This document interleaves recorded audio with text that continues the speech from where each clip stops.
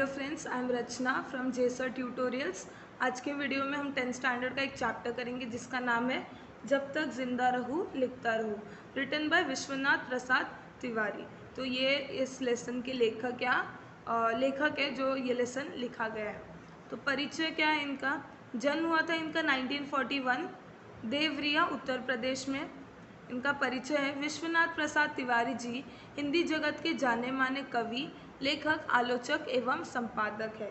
लेखक कह रहे यहाँ पे परिचय क्या है लेखक का कि वो हिंदी जगत, हिंदी लिटरेचर के जाने माने बहुत ही फेमस कवि भी है, लेखक भी है, आलोचक भी है और संपादक। संपादक मतलब एडिटर है, ठीक है। आप देश, काल और वातावरण के प्रति सजग और संवेदनशील रचनाकार है। तो उनके मतलब वो किस टॉपिक पे लिखते हैं? देश के ऊपर, काल के ऊपर, वातावरण, ऐसे टॉपिक्स पे वो बहुत ही अच्छा संवेदनशील मतलब सेंसिटिव टॉपिक्स पे बहुत सेंसिटिवली लिखते हैं। तो इनकी प्रमुख कृतियाँ क्या क्या हैं? फिर भी कुछ रह जाएगा, यह एक कविता संग्रह है।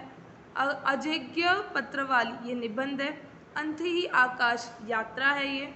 अमेरिका और यूरोप में एक भारतीय वन, ये यात्रा संस्मरण, ये सब टाइप्स हैं। ये कविता है, ये निबंध है, ये यात्रा है, ये संस्मरण है। मतलब कोई यात्रा किए हो तो उसको सोच सोच के उसके बारे में डिस्क्राइब किया गया है ये बुक में। अस्ति और भवती, ये आत्मकथन है। बातचीत, साक्षात्कार संग्रह आदि, ये सारे बुक्स उन्होंने, उनकी प्रमुख कृतियाँ, उनकी इम्पॉर्टेंट बुक्स है।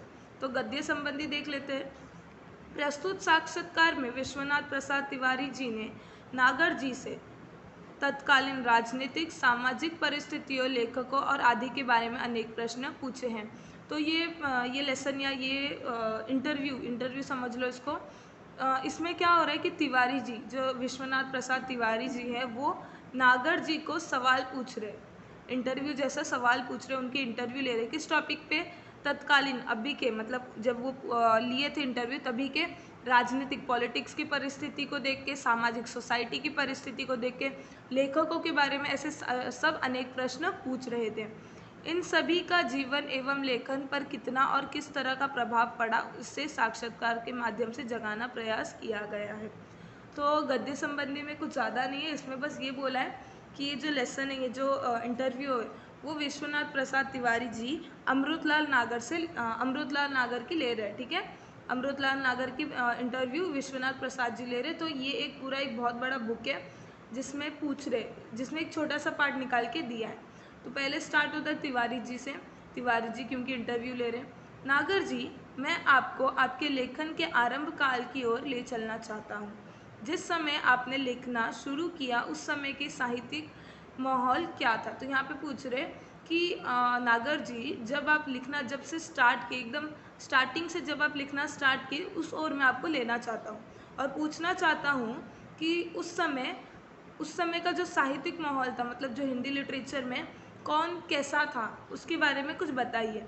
किन लोगों से प्रेरित होकर आपने लिखना शुरू किया? तो ऐसे कौन इंस्पिरेशन है जिससे इंस्पायर होकर आपने लिखना शुरू कर दिया?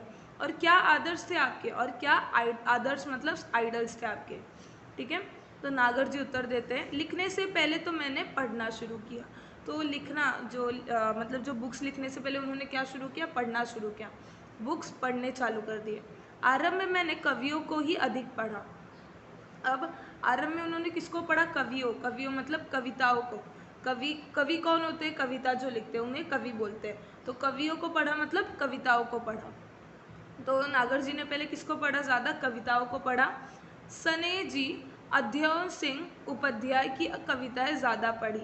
तो ये नाम है उपाध्याय के, ये सब ना इनकी कविताएं नागर जी ने ज़्यादा पढ़ी है। तो ये बताया है, छापे का अक्षर मेरा पहला मित्र था। घर में 2 पत्रिकाएं मंगाते थे मेरे पितामह। तो यहाँ पे कह रहे हैं कि उनके घर में 2 पत्रिकाएं आती थी। पत्रिकाएं मतलब पेपर्स, मैगजीन, ऐसा समझ लो। पितामह मतलब दादाजी, उनके पिता नहीं, दादाजी, ठीक है। एक सरस्वती और दूसरी गृहलक्ष्मी। तो यहाँ पे नाम दिया है कि कौन सी 2 पत्रिकाएं थी।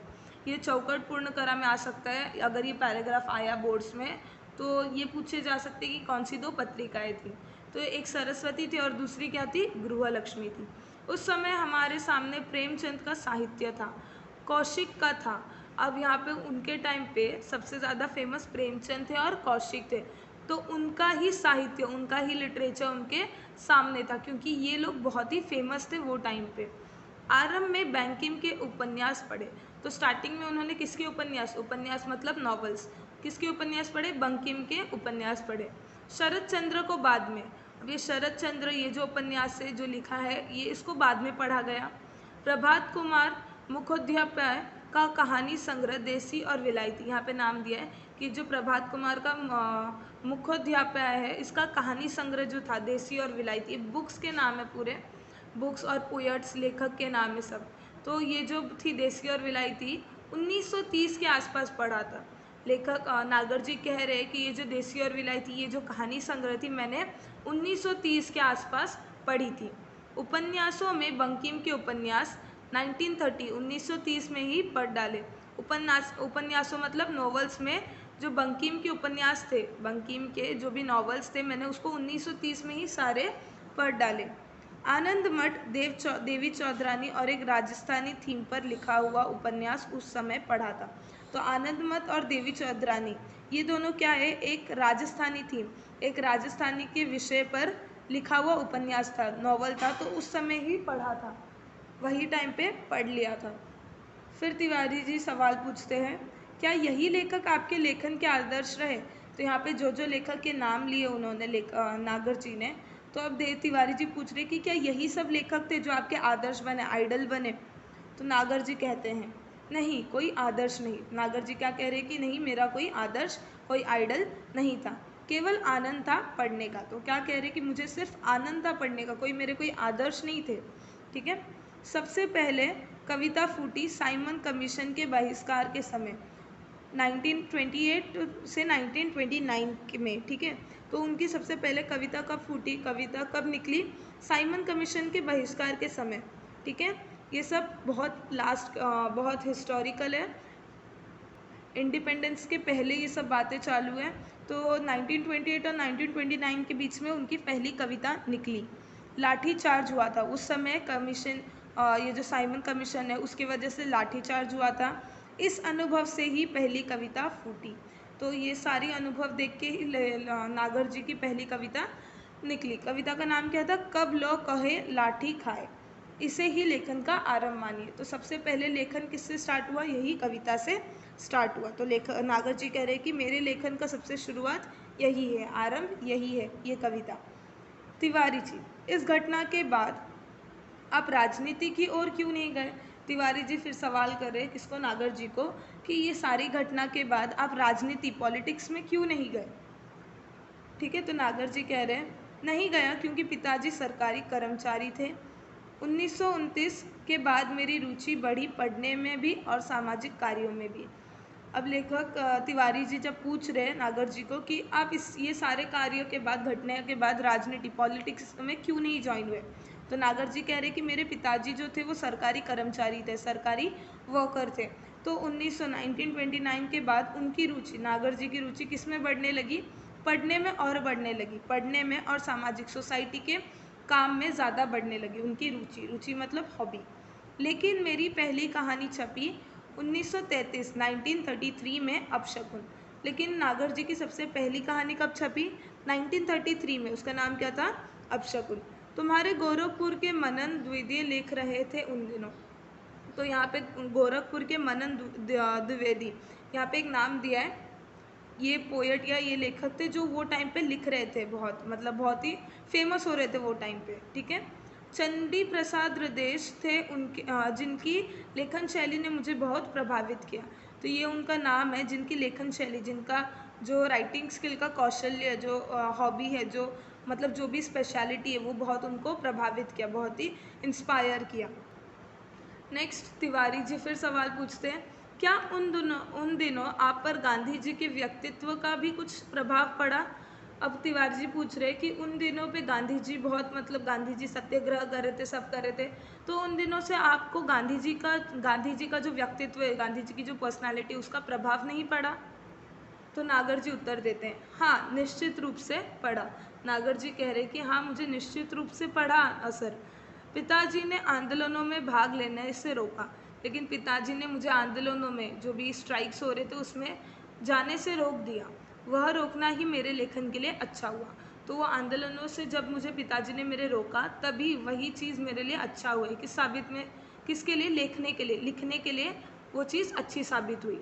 तिवारी जी, आपके लेखन में गरीबों के प्रति जो करुणा है वो किससे प्रभावित है? तो तिवारी जी नागर जी से पूछते हैं कि आपके लेखन में, आपके बुक्स में, आपके जो राइटिंग्स में बहुत ही गरीबों के प्रति जो करुणा है, जो करुणा बताई जा रही है आपके बुक्स में गरीबों के प्रति, वो किससे प्रभावित है, वो किससे इंस्पायर्ड है? तो नागर जी कहते हैं वह तो मैं अपने समाज से ही उभरी है, वो तो मेरे समाज, वो जो मेरी सोसाइटी उसमें से ही निकली है। मेरी पहली कहानी प्रायश्चित इसका प्रमाण है। तो जो उनकी पहली कहानी थी प्रायश्चित, ये बुक, एक कहानी उन्होंने लिखी थी, इसका प्रमाण, इसका प्रूफ है। हमारे पारिवारिक संस्कार भी थे और इनके पारिवारिक फैमिली के संस्कार भी थे। फैमिली के क्या संस्कार थे? मेरे पिताजी में एक अद्भुत गुण था। अब वो पारिवारिक मतलब फैमिली, तो उनके फैमिली में उनके पिताजी की बात कर रहे हैं कि उनके पिताजी में एक अद्भुत, एक बहुत ही अलग अच्छा गुण था। क्या था? वे किसी के दुख दर्द में तुरंत पहुंचते। इतना मुझे बहुत प्रभावित किया, इसने मुझे बहुत प्रभावित किया। तो उनको दुख किसके प्रति, गरीबों के प्रति जो लिख रहे थे वो बुक्स, वो किसने प्रभावित किया? उनके पिताजी ने उनको प्रभावित किया, क्योंकि उनके पिताजी किसी को दुख दर्द में नहीं देख सकते थे। ठीक है, तो अब तिवारी जी फिर अगला सवाल पूछते हैं। उस समय तो क्रांतिकारी आंदोलन भी हो रहे थे, तो उस समय आंदोलन, स्ट्राइक्स हो रहे थे क्रांतिकारियों के लिए, क्या उनका भी आप पर कुछ प्रभाव पड़ा? तो जो स्ट्राइक्स हो रहे थे तो उसका आप पर कुछ प्रभाव पड़ा? आप पोएट हो, लेखक हो, तो आपका कुछ तो असर पड़ा होगा, ऐसा तिवारी जी सवाल पूछ रहे। तो नागर जी उत्तर देते हैं, उसी से तो पिता ने डांटा और रोका। काकोरी बम कांड हो चुका था। 1921 में आंदोलन तेज हो गए थे। तो काकोरी, ये काकोरी एक जगह है जहाँ पे बॉम्ब ब्लास्ट हुआ था। उसके बाद बहुत ही आंदोलन होने लगे, बहुत ही स्ट्राइक्स होने लगे। तो वही बोला है कि 1921 में आंदोलन तेज हो गए थे। ये काकोरी बॉम्ब ब्लास्ट के बाद 1921 में बहुत ही आंदोलन होने लगे थे। इसके लिए मुझे पिताजी ने डांटा और रोक दिया। तिवारी जी, क्या सामाजिक आंदोलनों जैसे आर्य समाज का भी आप पर कुछ प्रभाव पड़ा है? ये एक समाज है, वो टाइम पे फॉर्म हुआ था, कोई एक समाज जो हिंदुइज्म के ऊपर बेस्ड था। ठीक है, तो ये आर्य समाज वो टाइम पे बहुत ही फेमस था। तो इसलिए ये तिवारी जी पूछ रहे कि क्या आर्य समाज का आप पर कुछ प्रभाव पड़ा, कुछ असर पड़ा? नागर जी फिर कहते हैं आरंभिक असर तो है थोड़ा ज़रूर। तो इसमें स्टार्टिंग में असर तो है थोड़ा सा मेरे ऊपर। मेरे पिताजी ने एक अच्छी बात थी, उन्होंने मुझे सामाजिक आंदोलनों में जाने से कभी नहीं रोका। तो लेखक तो नागर जी कह रहे हैं कि मेरे पिताजी में एक बहुत ही अच्छी बात थी कि वो मुझे कभी भी सोसाइटी के जो सोसाइटी के स्ट्राइक्स होते थे उसमें जाने से कभी मुझे रोका नहीं। जवाहरलाल नेहरू ने मेरी भेंट 1933 में हुई। तो वो कह रहे कि जवाहरलाल नेहरू जो थे उनकी मुझे उनसे भेंट, मैं उनसे कब मिला? जब 1933 में मिला मैं। उनकी माँ मेडिकल कॉलेज में दाखिल थी। उनकी माँ किस में दाखिल थी? मेडिकल कॉलेज में दाखिल थी। और उसी समय मेरा छोटा भाई भी वहाँ दाखिल था। तो वो टाइम पे उनकी माँ भी मेडिकल कॉलेज में दाखिल हुई थी और मेरा छोटा भाई भी हुआ था दाखिल। नेहरू जी जेल में थे, वो समय नेहरू जी जेल में थे। उनकी माँ के पास कुछ कश्मीरी लोगों को छोड़कर कोई आता जाता नहीं था।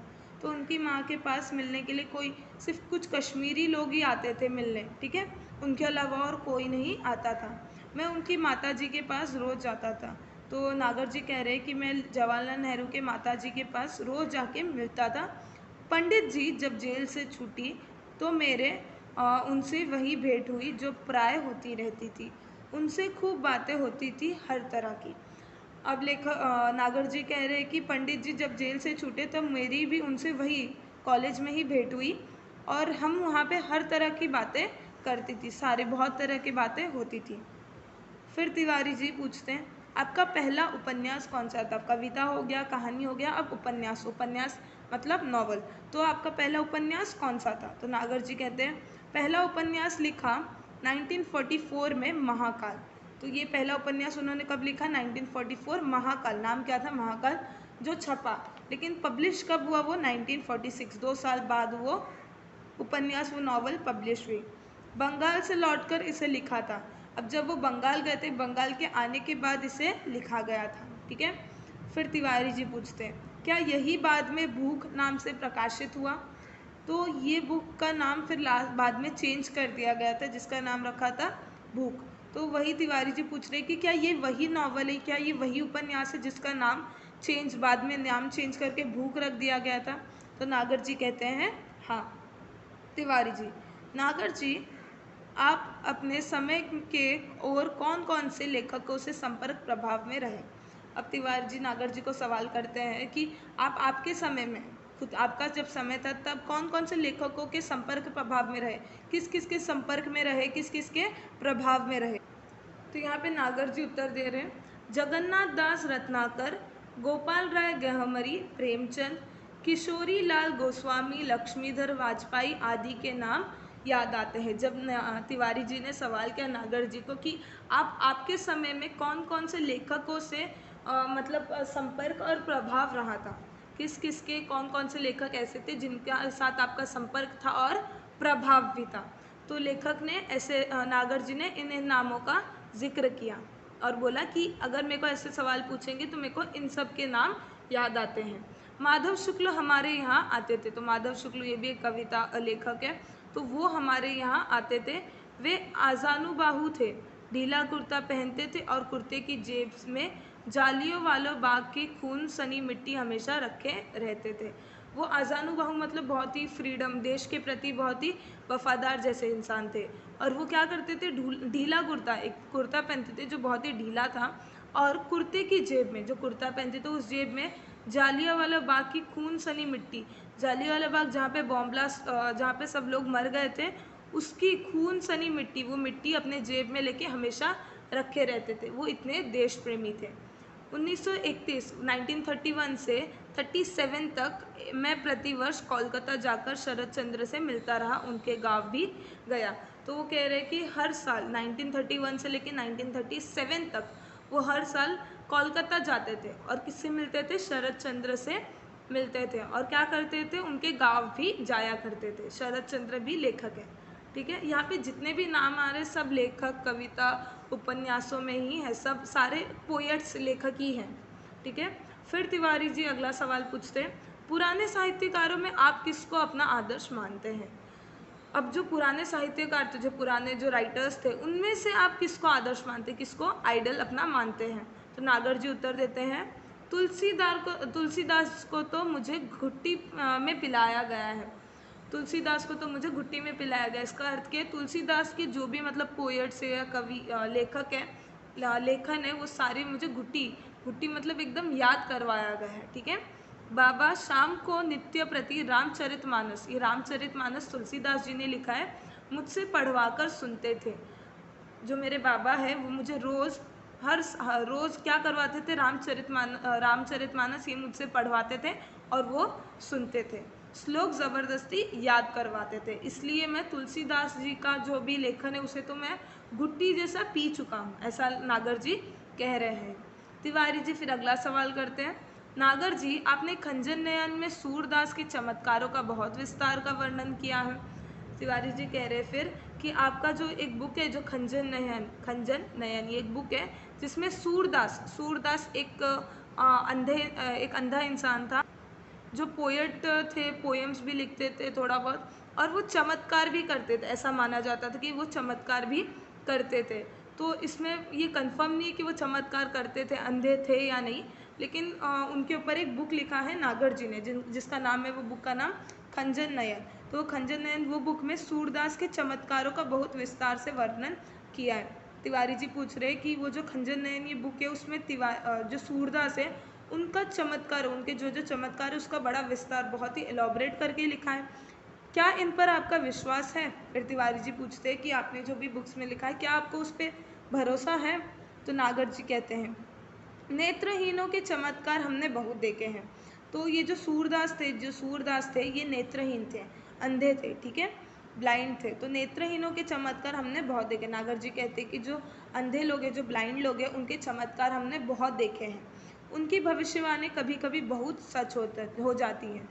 तो वो कह रहे कि जो ये अंधे लोग होते हैं उनकी भविष्यवाणी, उनका जो फ्यूचर प्रेडिक्शन है वो बहुत बहुत सच हो जाता है, बहुत सच हो जाता है। सूर पंचस्ती के अवसर पर काफ़ी विवाद चला था कि सूर जन्मांश थे या नहीं।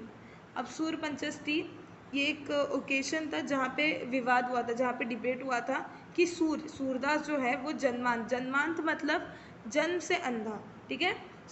जन्मांत मतलब जन्म से अंधा। तो वहाँ पे क्या डिस्कशन, किसका डिबेट हुआ था कि जो ये सूरदास है वो जन्म से अंधे थे या नहीं थे, ये सवाल था और इस पर डिबेट हुआ था। सवाल ये है कि देखता कौन है। फिर नागर जी कहते हैं कि सवाल तो ये होना चाहिए कि देखता कौन है, आँख या मन। कौन देखता है, आँख देखता है या मन देखता है। आँख माध्यम है, आँख सिर्फ एक मीडियम है, देखने वाला कौन है, मन है। देखता तो मन ही है, लेकिन सिर्फ आँख क्या है, एक माध्यम है। तिवारी जी फिर सवाल पूछते हैं, आपने क्या कभी अपने लिखने की सार्थकता की परख की है। तो अब तिवारी जी सवाल कर रहे हैं नागर जी को कि आपने जो भी लिखा है उसकी सार्थकता, वो कितना महत्व है, वो कितनी इम्पोर्टेंस है, उसकी परख, उसका टेस्ट कभी किया है। तो नागर जी कहते हैं, हाँ मेरे पास बहुत से पत्र आते हैं। नागर जी के पास बहुत से पत्र आते हैं। मेरे उपन्यासों के बारे में मैं खास तौर से जिनसे पाठकीय प्रतिक्रियाओं का पता चलता है। तो मैंने जो भी उपन्यास लिखे हैं उसमें क्या क्या है, उसमें क्या प्रॉब्लम है या क्या खराबी है, क्या मिस्टेक्स है, वो किसके थ्रू आते हैं, टेक्सचुअल रिस्पॉन्स के थ्रू, ठीक है। इसके लिए वो बोल रहे हैं कि मेरे पास बहुत से पत्र आते हैं जो बोलते हैं कि ये बहुत मतलब अपना कमेंट्स देते हैं कि ये बहुत ही अच्छा बुक था, ये इसमें ये प्रॉब्लम थी, इसमें क्या प्रॉब्लम था, तो ये बता रहे। इसलिए तिवारी जी ने पूछा कि आपने जो भी बुक्स लिखे हैं उसकी सार्थकता, उसका सिग्निफिकेंस, उसकी महत्वता के टेस्ट किए हैं। तो वो कह रहे हैं हाँ। तिवारी जी फिर आगे सवाल पूछते हैं, नागर जी आपने भ्रमण तो काफ़ी किया है, नागर जी आपने ट्रैवलिंग तो बहुत ही किया होगा। तो नागर जी कहते हैं हाँ, मैंने पूरे पूरे भारतवर्ष का ट्रैवलिंग भ्रमण किया है। पेशावर से लेके कन्याकुमारी तक, बंगाल से कश्मीर तक, इन यात्राओं का यह लाभ हुआ कि मैंने चरित्र बहुत देखे और उनके मनोविज्ञान को भी समझने का मौका मिला। तो अब कह रहे हैं कि मैंने बहुत घूमा, मैंने पूरे अखंड भारतवर्ष का ट्रैवल किया है। पेशावर से लेके कन्याकुमारी, ये जगह के नाम है कन्याकुमारी और पेशावर, बंगाल से लेके कश्मीर तक, ये सारी यात्राएं की। और ये सारी यात्राओं का क्या लाभ हुआ कि मैंने किसी का कैरेक्टर मतलब चरित्र बहुत देखे, बहुत लोगों के चरित्र देखे, कोई साफ दिल का, कोई बुरा दिल का, ऐसे मैंने बहुत ही चरित्र देखे और उनके मनोविज्ञान, उनके मन में क्या चल हुआ है, उनके मन कैसा चलता है, उसको समझने का मौका मिला, ठीक है। तिवारी जी फिर आगे सवाल करते हैं, अपने समय के लेखकों में आप किन्हें पसंद करते थे। तो आपके समय में आप जब लेखन लिखते थे बहुत ज़्यादा, आप जब फेमस थे, तब वो टाइम पे आप ऐसे कौन से लेखक थे जिन्हें बहुत पसंद करते थे। तो नागर जी कहते हैं, अगर दिल से पूछो तो एक ही आदमी। नागर जी कहते हैं कि अगर मेरे दिल से पूछो तो एक ही आदमी था जिसे मैं पसंद करता था, उसे बहुत प्यार करता हूँ, वह है रामविलास शर्मा। तो यहाँ पे एक लेखक का नाम दिया है कि उनके टाइम पे ये लेखक को वो बहुत पसंद करते थे। प्रभात कुमार मुखोपाध्याय का संग्रह देसी और विलायती अगर मिल जाए तो फिर पढ़ना चाहूँगा। तो जैसे कि इन्होंने बुक्स के नाम ऊपर फर्स्ट पेज पे मेंशन किए थे कि प्रभात कुमार के मुखोपाध्याय संग्रह देसी और विलायती, ये जो बुक्स थी वो पढ़े थे। तो वो कह रहे कि अगर मुझे ये रामविलास शर्मा ने जो ये बुक्स लिखे हैं, अगर मुझे ये फिर मिल जाते हैं तो मैं इसे फिर पढ़ना चाहूँगा। बदलते हुए भारतीय समाज के सुंदर चित्र है उनकी कहानियों में। तो वो कह रहे कि जो रामविलास शर्मा हैं उनके बुक्स में क्या है, जो नया भारत है, जो भारतीय समाज में बदल रहे हैं सुंदर चित्र, वो सब उनकी कहानियों में है। टॉल्स्टॉय और चेखव की रचनाएं भी मुझे प्रिय थी। यहाँ पे बोले टॉल्स्टॉय और जो चेखव, ये दो जो थे, इनकी भी जो लेखन थी वो मुझे पसंद थी। तिवारी जी सवाल पूछ रहे, आपने तो पत्रों का भी बहुत संकलन किया है। फिर पूछ रहे आपने पत्रों का, जो पेपर्स होते हैं उसका भी बहुत कलेक्शन किया है, सवाल पूछ रहे। तो नागर जी कहते हैं हाँ बहुत किया। पत्रों का संग्रह भी काफ़ी है लेकिन वह व्यवस्थित नहीं है। पत्रों का कलेक्शन भी बहुत है लेकिन वो व्यवस्थित नहीं है कि ये पत्र अलग टाइप में, ये पत्र एक में, बहुत ही मिक्सअप है, मैस होकर रुका है, पत्र का मैनेज नहीं है प्रॉपरली। मैंने प्रत्येक जाति के रीति रिवाज भी इकट्ठे किए हैं। तो हर जाति के रीति रिवाज क्या है उसको भी नागर जी ने क्या किया, इकट्ठा कलेक्ट करके रखा है। इसके लिए घूमना बहुत पड़ता है। अब ये सब जानने के लिए एक इंसान को घूमना बहुत पड़ता है ताकि सबके बारे में पता चले। बड़े बूढ़ों से सुनकर भी कुछ प्राप्त किया है, तो बड़े बूढ़े जो जो बोले हैं उनसे भी कुछ कुछ सुन सुनकर प्राप्त किया है। गदर के फूल के लिए मुझे बहुत लोगों से मिलना जुलना पड़ा। तो एक जो गदर के फूल है इसके ये चीज़ के लिए मुझे बहुत लोगों से मिलना जुलना पड़ा क्योंकि ये बहुत ही रेयर चीज़ है। तिवारी जी, आपने अपने उपन्यासों के लिए फील्ड वर्क बहुत किया। फील्ड वर्क आपने बहुत किया।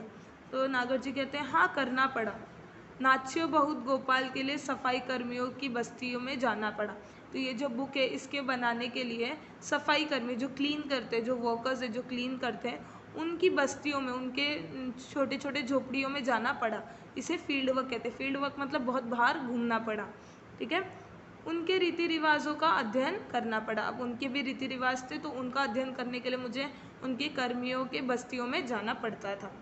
तिवारी जी फिर सवाल पूछते हैं, नागर जी क्या आप मन और प्राण को अलग मानते हैं? तिवारी जी क्या पूछते हैं, क्या आप मन और प्राण को अलग मानते हैं? तो नागर जी उत्तर देते हैं हाँ, मैं मन और प्राण को वो अलग मानते हैं। प्राण को मन से अलग करना पड़ेगा। मन की गति आगे तक है, मन कहाँ आगे तक जा सकता है, लेकिन प्राण को वहाँ तक खींचना पड़ता है। लेखक नागर जी कह रहे कि मन बहुत आगे तक जाता है लेकिन उसको वहाँ तक प्राण को खींचना पड़ता है। मन एक ऐसा निर्मल जल है जिससे जीवन के संस्कार रंगते हैं। तो क्या कह रहे हैं कि मन एक ऐसा निर्मल जल है, पानी है, जिससे जीवन के जितने भी संस्कार है वो रंगते हैं।